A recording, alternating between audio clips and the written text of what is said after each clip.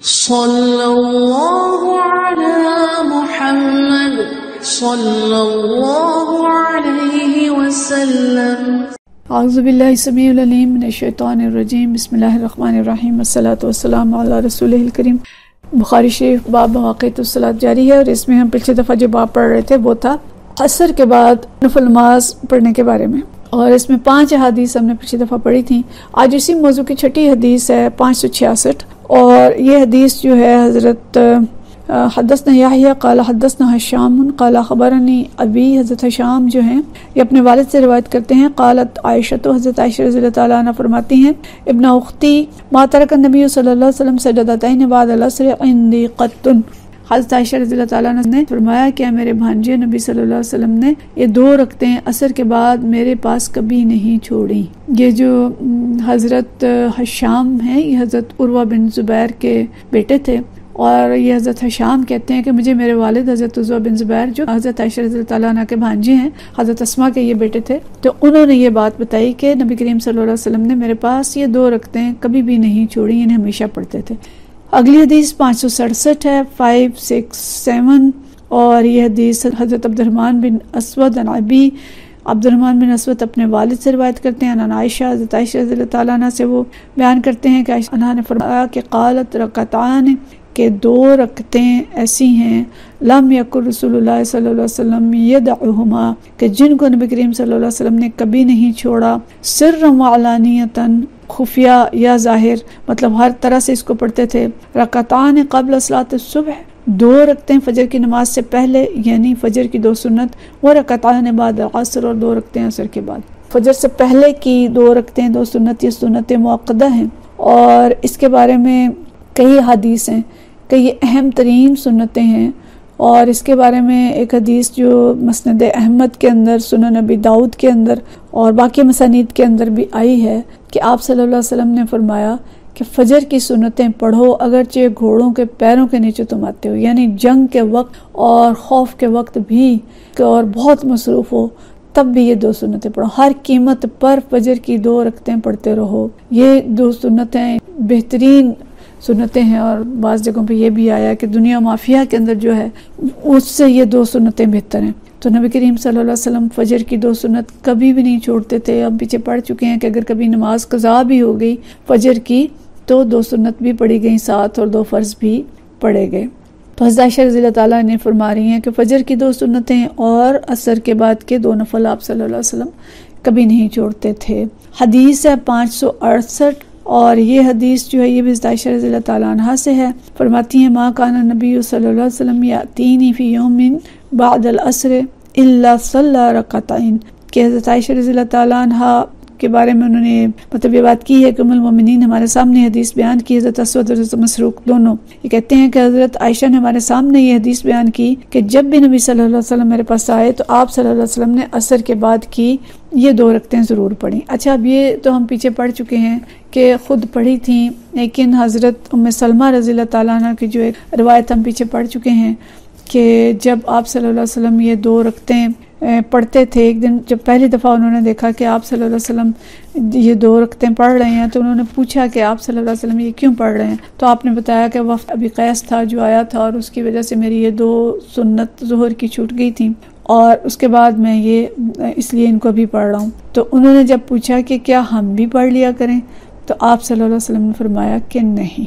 तो आप सल्लल्लाहु अलैहि वसल्लम ने बाकियों को, उम्मत को ये 2 रकअतें पढ़ने से मना फरमाया, और इस बात को पसंद नहीं किया कि असर के बाद और फजर के बाद नवाफिल किसी भी नौयत के पढ़े जाएं सिवाय नवाफिल सबबिया के, जिसकी इजाज़त शाफ़ी और हम्बली और मालिकी मसलक में हमें मिलती है कि वो वाले नवाफिल और कज़ा नमाज़ें पढ़ी जा सकती हैं, लेकिन और कोई नमाज असर के बाद नहीं होगी। ये सिर्फ नबी करीम सल्लल्लाहु अलैहि वसल्लम की खसूसियत थी, सिर्फ आप सल्लल्लाहु अलैहि वसल्लम में इसको पढ़ते थे।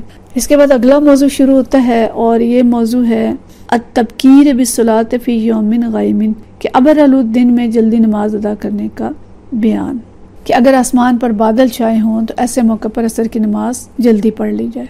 हनफी मसलक के मुताबिक तो असर की नमाज कदर तख़ीर से पढ़ी जाती है, यानी तख़ीर नहीं कि सूरज जो है उसका रंग बदल जाए, लेकिन ये कि बहुत जल्दी नहीं पढ़ते। इमाम शाफी जो है वो फ़ौरन ही जो ही ज़ोर का वक्त ख़त्म होता है तो उसके बाद असर का वक्त उनके यहाँ शुरू हो जाता है। तो इनके यहाँ ज़ोर का वक्त भी ज़रा देर से ख़त्म होता है। लेकिन बादल के दिनों में जबकि आसमान पे अंधेरा हो और सूरज नज़र ना आ रहा हो, तो उस वक्त ये हनफी मसलक में भी बात है कि वो कहते हैं कि जिन दो नमाज़ों की इब्तिदा आइन से होती है, इन दोनों को ताजील में की जाए, जल्दी पढ़ ली जाए बादल के दिन। और आइन की नमाज़ों में है असर और इशा, ये दो नमाजें बादल के दिन, जबकि पता नहीं है कि भी सूरज गुरूब हुआ है कि नहीं हुआ।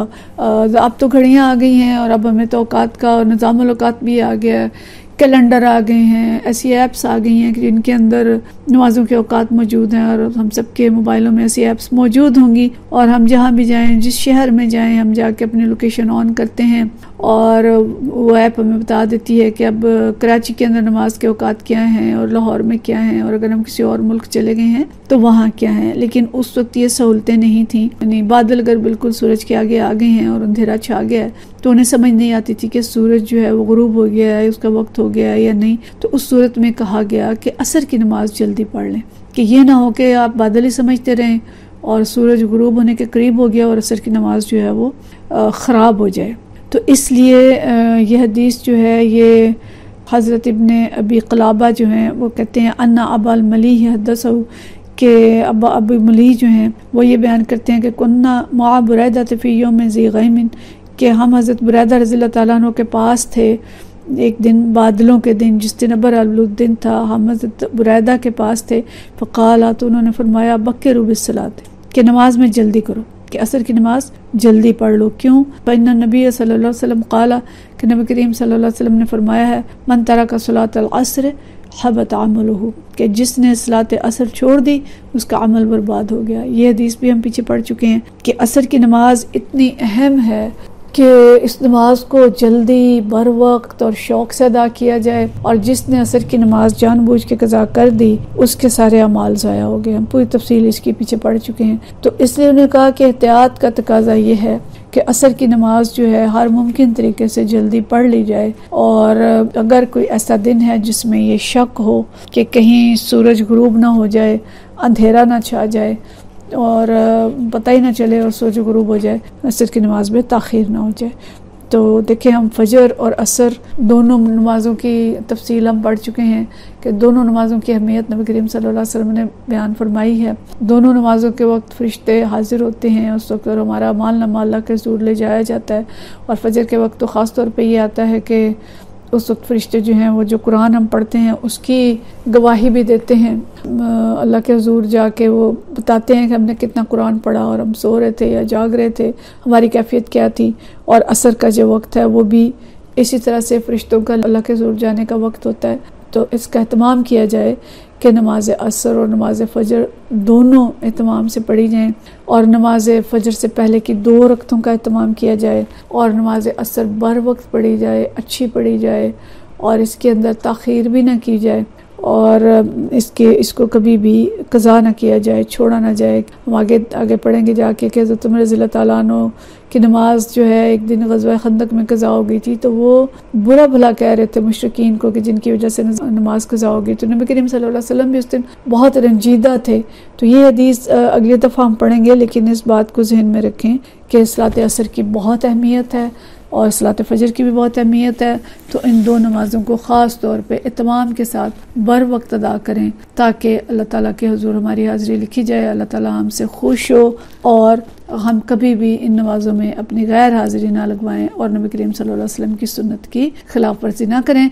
अलबत्ता बाब ये है कि असर के बाद नवाफिल नहीं पढ़े जाएंगे, इल्ला ये कि नवाफिल सबबिया हों या किसी की कज़ा नमाज हो तो उसको पढ़ सकता है। वाखिर दावाना अनिल हम्दुलिल्लाहि रब्बिल आलमीन।